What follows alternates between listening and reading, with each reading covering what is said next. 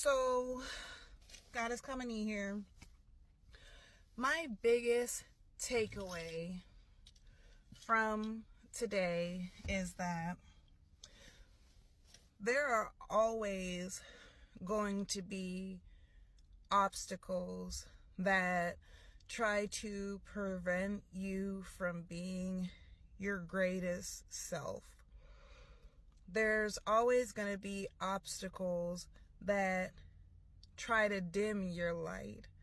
There's always going to be some type of adversity, no matter what you do, what industry, if it's your business, not your business, there's always going to be something or someone that tests you, whether it's your faith, your patience, or your gangster, whatever it is.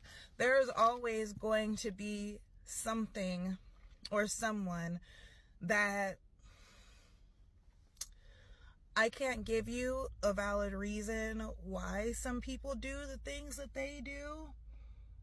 All I can tell you is that I don't know why they do that. Ugh. But all I can tell you is that how would you know that you were so great if you were never tested? How did I realize I was a goddess? By how many obstacles and tribulations that I had to go through, that I remain looking pretty. Remain sitting pretty on my throne. You know what I'm saying? It's how will you ever know that you are such a magnificent person if you were never tried? It's like in school. You need to go from kindergarten, first, second, third, fourth, whatever. You know the grades. But how would you know if you were supposed to pass that grade if you never took final exams? Sometimes in life, final exams are an everyday thing. Sometimes final exams are at every hour of the damn day thing.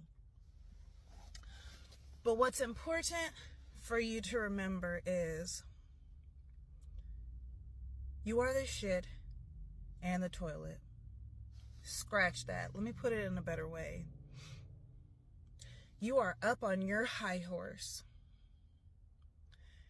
And you are not supposed to be down wrestling in the mud with these peasant people.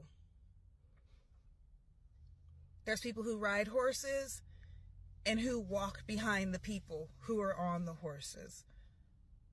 I'm not saying you're better than these people. I'm not saying I'm better than anybody, but what I am saying is my moral intellect is a lot different than other people's. When I explain stuff to people about my son, I tell them, I didn't teach my son respect. That seems like bullshit to me. Like, my level of respect and somebody else's level of respect, there's a huge difference. Huge difference, right? So with that being said, I taught my child business etiquette. Because we all know how to conduct business. We all know how we lose customers, how we gain customers. We all know how to keep a customer, and we don't want bad reviews on Google, right? So I know it sounds a little weird, but I teach my son through business etiquette. And what I've noticed through teaching him like this is he has a different perception of the world. Whereas other children his age don't see the world like he does. His teachers will be like, oh, he doesn't sound like a sixth grader. He doesn't sound like that. Ever since he was young, he doesn't sound like a kindergartner. He doesn't sound like a first grader. He doesn't sound like a second grader. That's just because when you teach your child to not only see from their point of view, but from other people's point of view, you have business etiquette conduct. So the next time you feel tried, the next time you feel like somebody is trying to make you feel lesser than how you should feel, make sure you take a pause. You laugh at them because they're fucking clowns, right? But then you get your composure and you realize this is a test. I'm being tested. There's no way that somebody would ever come at me, like this, if it wasn't a test. I mean,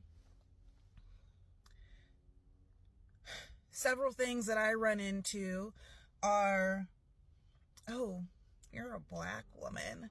You're going to be out here acting like the hard ER if I make you mad. Boo Boo the Fool, are you stupid? Come on now, honey. Get out of here. Just realize being tested is one of the biggest blessings on earth. Because when you pass the test, you are able to see who the real fool is. And it should never be you. Because you are infinite. You are limitless, and abundance is your natural state of being. Stay on your high horse and let these pigs roll in the mud. Don't ever let anybody dim your light. Because without your light, this world is such a dark ass place.